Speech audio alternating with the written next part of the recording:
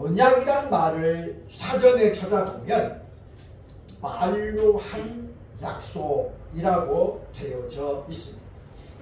그래서 우리가 믿는 하나님은 바로 이와 같이 언약의 하나님이다라고 말할 수 있고, 기독교라는 종교를 말할 때에 바로 계시 종교 또는 언약의 종교라고 말하고 있습니다. 즉 하나님은 하나님의 말씀을 통해서 그 백성들과 약속을 맺었다는 거죠. 물론 하나님이 주시는 언약은 수평적인 언약이 아니에요. 수직적인 언약이죠. 하나님께서 일방적으로 누군가를 지명하시고 야, 너 이렇게 해. 그러니까 하나님의 약속은 수평적인 게 아니에요. 대등하지 않죠. 우리가 계약은, 언약은 반드시 갑이 있고 을이 있습니다. 대부분의 이제 보면 힘을 가진 사람이 갑이 되고 힘이 없는 사람이 을이 되죠. 그러나 우리 사람이 맺는 계약에도 그러기 때문에 반드시 대등하지는 않다라고 하는 것입니다. 예전의 일입니다만은 우리 충청도에서 목표하는 한 목사님이 계셨는데 분이 보면 철길을 건너는데 차가 딱 서버렸어요. 그 기차가 그냥 어떻게 차를 그냥 팍 받아가지고 이 목사님이 이제 돌아가셨는데 아이가 5명이야. 5명. 많기도 많지죠. 근데 아이들이 얼마나 노래를 잘하는지. 꼬마였을 때부터 충동적 지역에서는 아주 유명한 스타가 됐어요.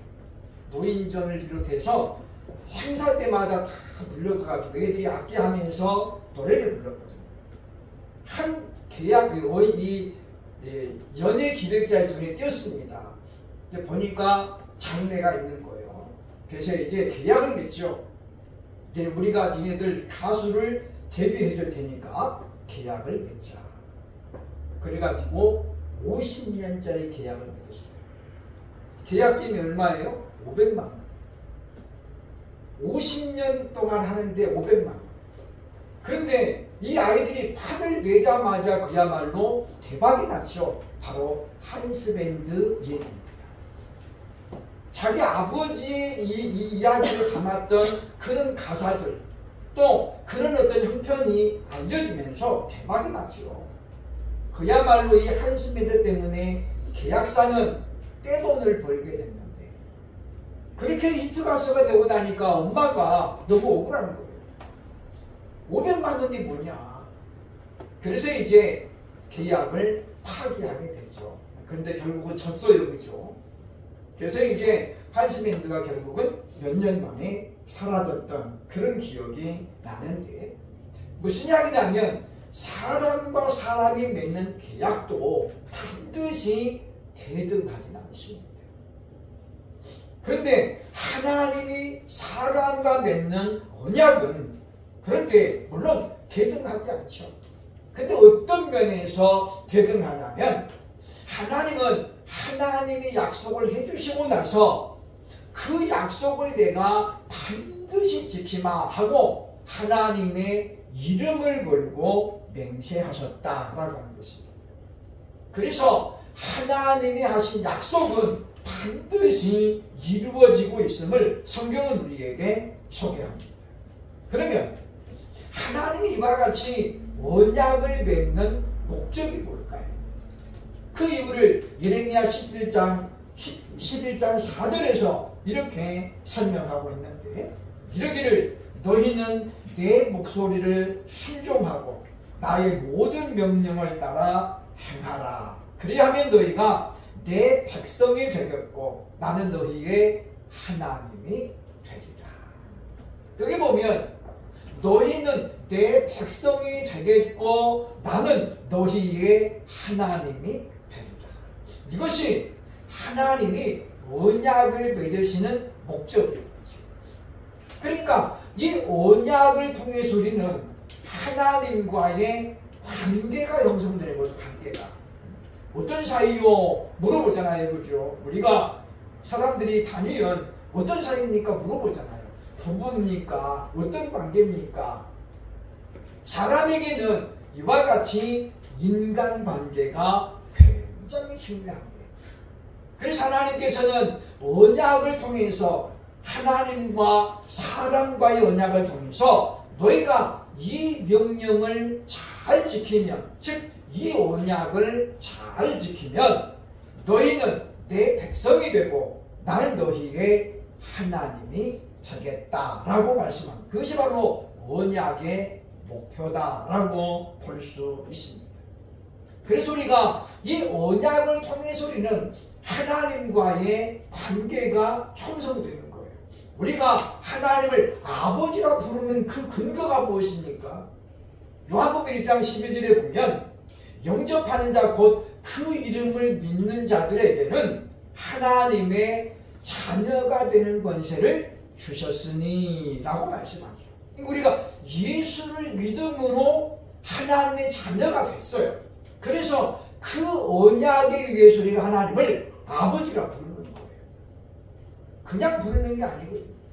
그러니까 하나님의 자녀가 되었기 때문에 우리가 그 관계에 의해서 이제 하나님을 아버지라 부르고 하나님은 우리의 자녀가 된다. 우리는 하나님의 자녀가 되는 그런 관계가 형성이 되었다고 볼 수 있습니다. 성경에 나타난 첫 번째 언약은 바로 행위 언약이라고 합니다. 에덴 동산에서 하나님께서 아담에게 말씀하셨죠. 네가 동산에 있는 모든 나무의 실과는 네 마음대로 따먹되 동산 중앙에 있는 선악과는 따먹지 말라. 네가 먹는 날에는 반드시 죽으리라. 그게 이제 성경에 나타난 유일한 행위 언약의 내용입니다. 그러니까 그때는 선악과만 안 따먹으면 영생을 누리는 거예요. 그런데 아담이 실패했죠. 그래서 어쨌든 아담과 하와가 선악과를 따먹고 결국은 그 행위 언약을 아담이 깨므로 말미암아 에덴 동산에서 추방을 당했다라고 성경은 우리에게 말씀하고 있다는 것입니다. 그래서 이제 하나님은 죄인이 돼가지고 하나님이 주신 낙원과도 같은 에덴 동산에서 추방당해가지고 이제는 땀을 흘려야만이 먹고 살 수 있는 존재가 되어버린 인간을 바라보면서 하나님은 매우 측은히 여기셨다라고 하는 겁니다. 그래서 하나님께서 다시 이제 하나님과 죄인된 인간과의 관계를 다시 형성하고자 하나님이 주신 언약이 바로 은혜 언약입니다. 그래서 이제 보면 짐승을 잡아 아담과 하와의 옷을 지어 입히고 그러면서 하나님께서 이제 새로운 관계를 형성하기 시작했는데 그것이 바로 이 은혜 언약이라고 하기도 하고 모세를 통해서 주신 바로 십계명 하나님의 율법 언약이라고 하기도 한다라고 하는 것입니다. 그러면 우리는 시험을 맞으면 우리가 언약을 좀 더 정확하게 이해하고 하나님은 이 언약을 통해서 우리에게 무엇을 요구하는가 잘 생각해 보면서 참으로 우리가 이 하나님과 올바른 관계를 맺어가면서 그 관계를 꾸준히 유지해가는 우리들이 되어야 할 것입니다. 첫 번째 언약 바로 아브라함과 맺은 언약은 과연 어떤 것일까요? 첫째 오늘 본문 4절로 5절은 자손을 주실 것이라고 말씀합니다. 하나님의 약속의 말씀을 따라서 갈대아 우르를 떠나고 그리고 하란을 떠났던 아브라함에게는 커다란 고민이 하나 있었는데 그건 뭐냐면 아내인 사라가 아이를 낳지 못했다고 하는 것입니다. 그런 그에게는 신실한 종이 하나 있었는데 오늘 성경에 보면 그의 이름을 엘리에셀이라고 말하고 있습니다. 그래서 이 아브라함은 자신이 후계자가 없으니까 이 엘리에셀을 후계자로 마음에 정했어요. 그런데 하나님께서 이렇게 말합니다. 그 사람이 네 후계자는 아니다. 그러니까 이 사람은 어떤 사람이냐면 엘리에셀이라는 사람은 세 가지 특징을 가진 사람이에요. 첫째는 신실한 믿음의 사람입니다. 이 사람의 이름이 본명인지 아니면 중간에 바뀌었는지는 알 수가 없는데, 그런데 중간에 바뀌었을 가능성이 많다는 것입니다. 왜냐하면 이 엘리에셀이라는 사람은 원래 히브리 사람이 아니에요. 아람 사람이죠. 아람 사람. 그런데 언제부터인지 모르지만은 아브라함과 함께 살게 되었다라고 말하잖아요. 왜냐하면 15장 2절에 보면 나의 상속자는 이 다메섹 사람 엘리에셀입니다 라고 말하잖아요. 다메섹이 바로 어디 수도예요? 아람의 수도거든요. 그러니까 처음부터 아브라함과 관계가 맺어진 건 아니었는데, 예를 들면 전쟁에 나갔다가 또는 아브라함이 부자가 되면서 많은 노예들을 사들였는데 그 중에 엘리에셀도 포함이 됐을 가능성이 있다고 하는 것입니다. 뿐만 아니라 그는 아주 충성된 일꾼이죠. 왜냐? 바로 뒤에 보면 아브라함이 이삭을 장가 보내기 위해서 이삭의 아내를 구하오라고 사람을 보내는데 그가 바로 엘리에셀입니다. 그는 그 메소포타미아에 가가지고 사명을 감당하는데 자기를 위해서라면 좀 쉬었다 올 법도 한데 어떻게 해요? 바로 돌아오잖아요. 그만큼 충성된 일꾼이었고, 또 하나는 그는 기도의 사람이었다는 거죠. 내 주인 아브라함의 하나님이여. 그러면서 기도하거든요. 그러니까 우리들도 사람을 우리가 만날 때는 신실한 사람, 항상 정직해야 되고, 그 다음에 뭐예요? 책임감에 강한 충성된 사람, 그리고 항상 기도하는 사람을 우리가 만나려고 애써야 되겠다라고 하는 것입니다. 다른 것이 다 좋아도 이게 빠지면 우리에게는 참으로 큰 약점이 될 수 있기 때문이라고 하는 것입니다. 그래서 지금 아브라함도 이 엘리에셀을 자신의 후계자로 생각하고 있었다는 거예요. 그런데 하나님이 4절에 보면 말씀합니다. 여호와의 말씀이 그에게 임하여 이르시되 그 사람이 즉 엘리에셀이 네 상속자가 아니라 네 몸에서 날 자가 상속자가 되리라. 그러면서 5절에 보면 아브라함을 이끌고 밖으로 나가죠. 그러면 하는 말이 하늘을 우러러 뭇별을 셀 수 있나? 또 그에게 이르되 내 자손이 이와 같으리라. 즉 너의 자손이 하늘에 있는 별처럼 어떻게 나는 거예요? 많아지겠다고 말씀하는 거예요. 그래서 아브라함은 하나님의 그 약속의 말씀을 올보지 믿었다라고 말씀하고 있습니다. 그래서 보면 하나님께서 이와 같이 아브라함의 믿음을 보시고 뭐라고 말씀하시냐면 6절 보면 아브라함이 여호와를 믿으니, 여기서 지금 여호와를 믿었다, 그 말이 무슨 말이에요? 하나님의 말씀을 믿었다는 거예요. 약속을 믿었다는 거예요. 여호와께서 이를 그의 의로 여기셨다라고 말씀해주고 있습니다. 사도 바울도 그래서 로마서에서 아브라함의 믿음을 얘기하면서 이 말씀을 인용했던 걸 우리는 기억을 해야 되겠다라고 하는 것입니다.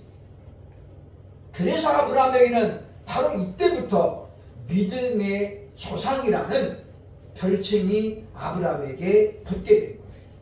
그러니까 아브라함은 하나님의 약속의 말씀을 그냥 그대로 뭐예요? 아멘 해버린 거죠. 그래 믿어버렸어요. 그리고 나서 그의 믿음이 흔들리지 않았다라고 성경은 말씀해주고 있습니다. 그러므로 우리는 하나님께서 나에게 무엇을 약속하셨는가? 우리가 생각을 해야 되겠다는 거예요. 그리고 하나님의 그 약속이 지금 이루어졌다면 무엇 때문에 이루어졌는지, 아니면 아직도 이루어지지 않았다면 왜 이루어지지 않고 있는지는 분석을 해야 되겠다고 하는 것입니다. 어떤 일이 잘 되는데도 원인이 있는 거고, 어떤 일이 안 되는데도 분명히 원인이 있습니다. 즉 하나님께서 우리에게 약속을 해주셨는데 그게 안 이루어졌다면 과연 누구에게 원인이 있는가를 돌이켜보는 그런 우리들이 되어야 되겠다라고 하는 것입니다. 둘째로 하나님께서 아브라함에게 주신 언약은 어떤 것이냐면 가나안을 주시겠다고 약속하셨다라고 하는 것입니다. 본문 7절에 보면 또 그에게 이르되 나는 이 땅을 네게 주어 소유를 삼게 하려고 너를 갈대아인의 우르에서 이끌어낸 여호와니라 라고 말씀합니다. 하나님께서 지금 아브라함에게 말해야 돼요. 지금 내가 지금 네가 서 있는 이 땅 어디에 지금 가나안 땅입니다. 가나안을 주기 위해서 너를 갈대아 우르에서 이끌어냈다 라고 지금 말씀하고 있는 거거든요. 물론 아브라함의 입장에서는 그가 가나안을 자기의 기업으로 요구한 적이 한 번도 없습니다. 그냥 아브라함은 갈대아우르에서 그냥 살고 싶었고, 그런데 어느 날 갑자기 하란으로 이사를 가게 된 거죠. 아브라함 시대의 하란은 가장 번창한 지역이었다라고 하는 것입니다. 그러니까 소위 말하면 갈대아우르라는 변방에 살던 아브라함이 이제 좀 부자가 되니까 어디를 간 거예요? 지금 강남으로 이사 간 거예요. 엊그저께 만난 우리 목사님도 그런 말씀 하시더라고요. 그죠? 같은 서울이라도 양천구하고 구로구하고 뭐 얼마 차이 안 나는데 불구하고 땅값이 상당히 차이가 많이 납니다. 자기도 지금 4층짜리 건물을 갖고 있는데 이걸 팔아가지고는 양천구로 가면은 절대 못 산다는 거예요.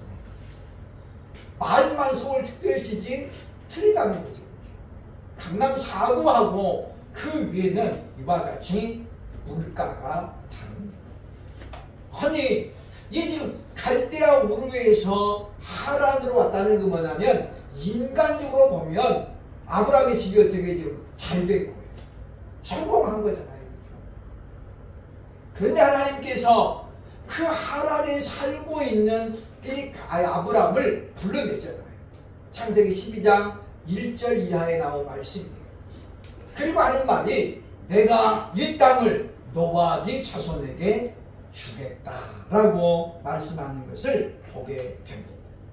왜 성경에는 가나안을 가리켜서 젖과 꿀이 흐르는 약속의 땅이라고 하냐면 바로 그것이 하나님께서 아브라함에게 약속으로 주겠다고 말씀하셨기 때문이에요. 그렇기 때문에 아브라함의 모든 자손들은 가나안을 향해 말할 때마다 뭐예요? 젖과 꿀이 흐르는 약속의 땅이다.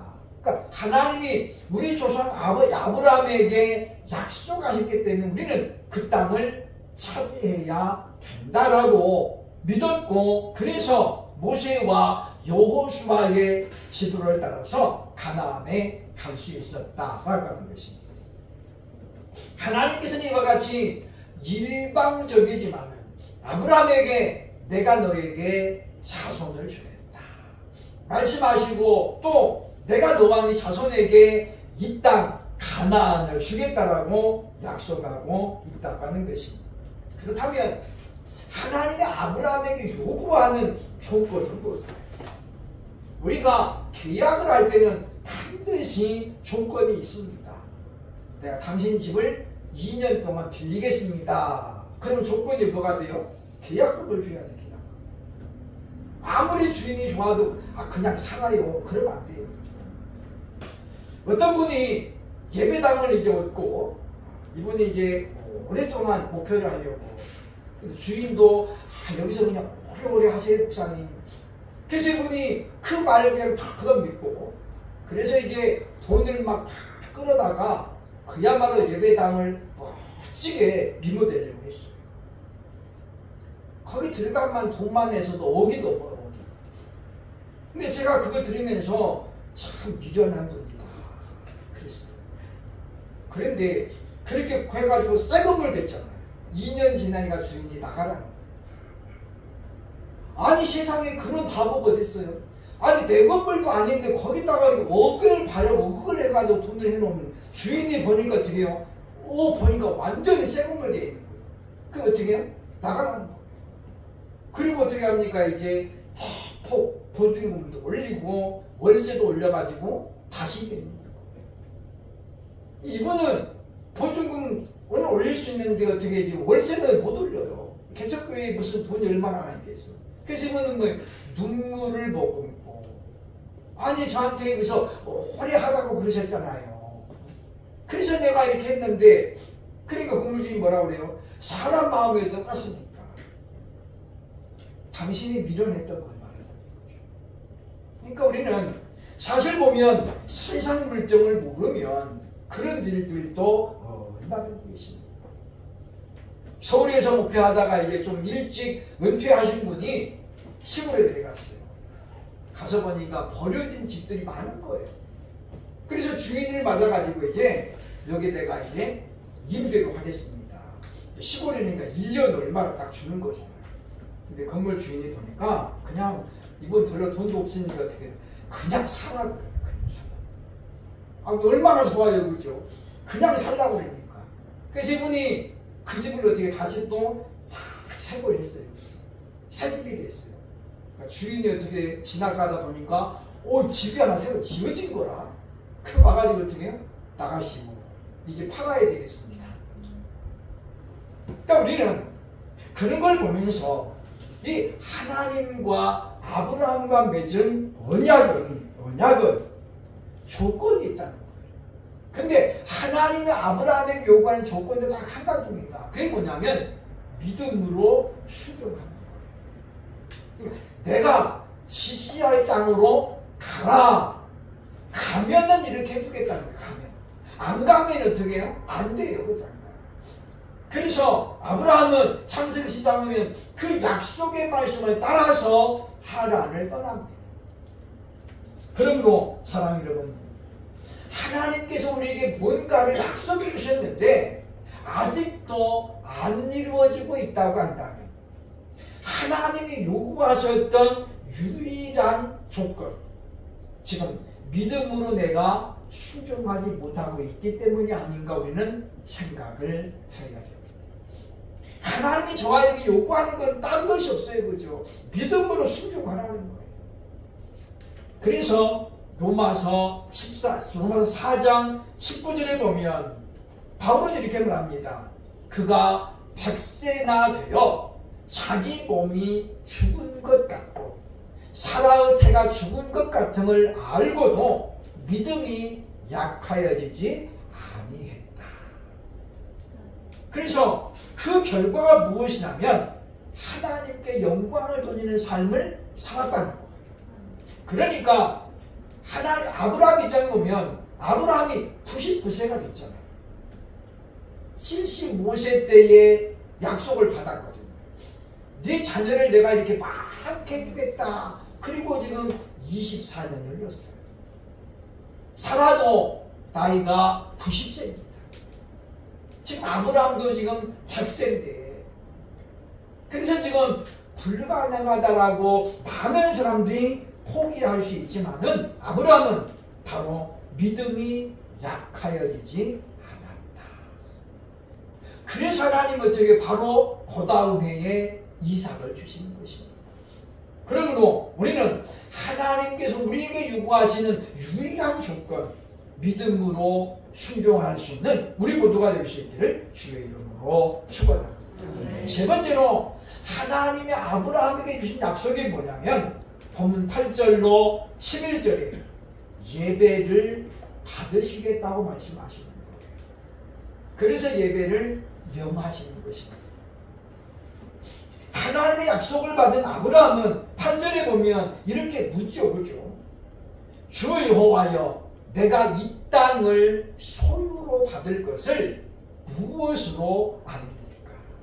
이 말은 뭐냐면 하나님 그 약속의 말씀을 이룰 때까지 저한테 뭔가 좀 증표를 하나 주세요. 그런 이야기잖아요. 그래서 우리가 뭘 써요? 계약할 때 계약서를 쓰잖아요. 계약서. 그리고 도장을 찍고 반드시 중개인이 도장을 찍어줍니다. 지금 아브라함이 요구하는 게 그거죠. 하나님 무슨 증표를 주실랍니까? 라고 요구했더니 하나님이 예배를 드려라.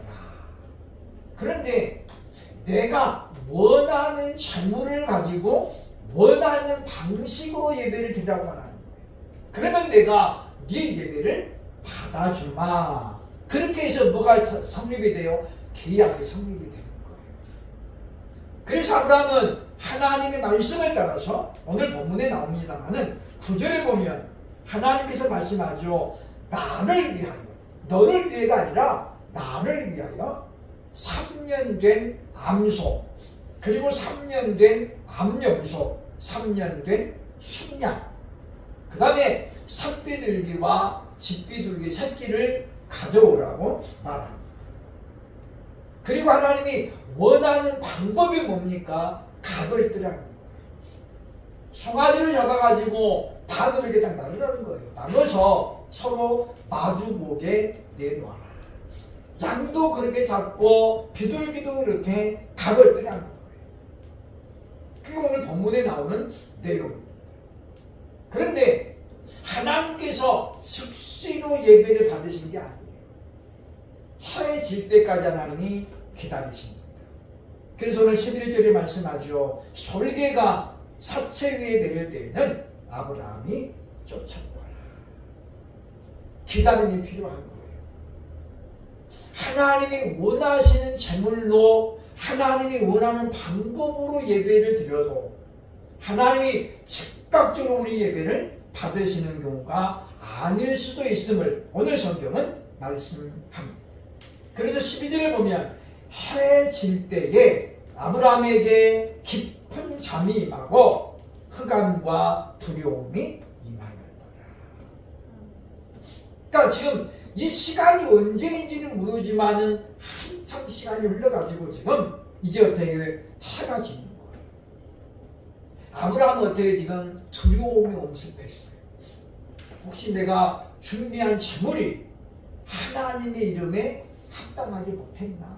왜 하나님이 안 받으시지? 그런 어떤 두려움이 아브라함에게 있었다. 많은 학자들이 그런 말을 합니다. 왜 집비둘기와 산비둘기 새끼를 각을 뜨지 않았습니까? 물론 그것은 너무 조그만하기 때문에 그렇죠. 그러니까 그것 때문에 하나님이 늦게 받으신 건 아니에요. 만약에 그것이 하나님께서 합당하지 않았다면 안 받으시는 거죠. 그렇기 때문에 우리는 여기서 하나님께서 아브라함의 믿음을 지금 점검하고 있다는 거예요. 그러니까 우리가 기도하면서 느껴지지만 어떤 기도는 끝나자마자 하나님이 이루어주시는 기도가 있죠. 그런데 어떤 기도는 줄기차게 해도 안 이루어지는 기도가 분명 있어요. 그래서 아브라함처럼 25년을 기다리며 기도해도 그때 이루어지는 경우도 있고, 또 어떤 경우는 뭐예요? 평생을 해도 안 이루어지다가 기도하는 사람이 죽은 다음에 이루어지는 경우도 있습니다. 그러니 우리는 아브라함처럼 우리가 믿음이 약하여지지 않아야 되겠다라는 거죠. 그래서 우리는 신실하신 하나님을 우리가 끝까지 부여잡고 나가야 되겠다라는 것입니다. 하나님은 오늘 본문에 보면 아브라함에게 암소, 암염소, 암양을 주자는 거예요. 어찌 보면 너무 과한 것 같죠. 그러나 아브라함에게는 이게 과한 게 아니에요. 왜냐? 뒤에 나옵니다만은 이때 아브라함에게는 종이 몇 명이에요? 자그마치 318명이나 돼요. 그래서 성경은 뭐라고 그래요? 아브라함을 거부였다라고 말하죠. 거부였다. 사업하는 분들은 잘 알죠, 그죠? 직원이 만약에 100명만 돼도 작은 회사가 아닙니다. 근데 지금 아브라함이 지금 318명의 직원을 거느리고 있는 거예요. 그러면 대단히 성공한 사람이죠. 그에게 소 한 마리는 뭐예요? 아무것도 아니에요.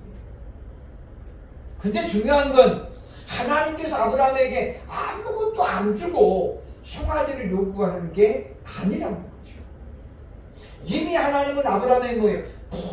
풍성하게 은혜를 주셨어요. 그러니까 아브라함은 그것들 중에 극히 일부를 하나님께 희생으로 드리면 되는 거예요. 근데 우리는 그게 안 되는 거잖아요. 하나님, 아니 소 한 마리가 얼마인데 소를 드리라고 합니까? 그냥 양으로 하면 안 될까요? 아브라함에게 소가 지금 한 마리밖에 없으면 그럴 수 있죠. 근데 아브라함은 어떻습니까? 그는 통이 큰 사람이기도 하지만은 거부였기 때문에. 뒤에가 20장에 나오잖아요. 나그네를 대접할 때 나그네가 몇 명에서 3명이었어. 근데 아브라함이 어떻게 가가지고 소를 잡아요. 소를 잡아. 옛날에는 우리가 한갑잔치 하면 시골에서 뭐 잡았어요? 좀 있는 집에서는 돼지 잡았어요. 돼지 한 마리 잡아가지고 동네 잔치를 했죠. 근데 아브라함은 나그네 3명을 대접하면서 소를 잡았거든요. 그건 뭐냐면 그만큼 아브라함이 하나님께 받은 복이 컸기 때문에. 그렇기 때문에 하나님이 풍성하게 주시고 나서 어떻게 해요? 그 중에 일부를 제물로 요구하는 것이지 하나님이 아무것도 안 주고 내마 그런 분은 절대 아님을 우리는 기억해야 되겠다라고 하는 것입니다. 그래서 우리는 하나님 앞에 우리가 예배를 드릴 때가 감사함으로 드리는 거예요. 하나님이 이렇게 드릴 수 있도록 하나님 참아주셔서 감사합니다. 그것이 사실은 아브라함이 보여주고 있는 믿음이에요. 아브라함은 왜 믿음의 조상이냐? 하나님의 요구에 토를 달지 않아요. 하나님 그 너무 과합니다. 그러거나 아예 하나님 못합니다. 그런 게 없잖아요. 그냥 말씀하면 아멘. 그리고 어떻게 해요? 순종했어요. 그래서 하나님은 아브라함에게 약속하신 언약을 비록 아브라함이 볼 때는 더디지만 그러나 어때요? 반드시 이루어 주셨음을 성경은 우리에게 말씀해주고 있다는 것입니다. 그러므로 온전한 언약의 체결은 아브라함이 예배를 드림으로 그리고 하나님이 그 예배를 받으심으로 체결이 되었음을 기억하고 오늘 우리가 신령과 진정으로 즉 성령과 진리 안에서 예배를 드리면 하나님은 우리 예배를 받으시겠다라고 요한복음 4장 23절로 24절에서 약속하고 있습니다. 우리도 이 약속의 말씀을 꼭 붙들고 믿음으로 순종하며 하나님을 예배를 통해서 하나님과의 온전한 관계를 맺어가는 저와 여러분 될 수 있기를 주의 이름으로 축원합니다.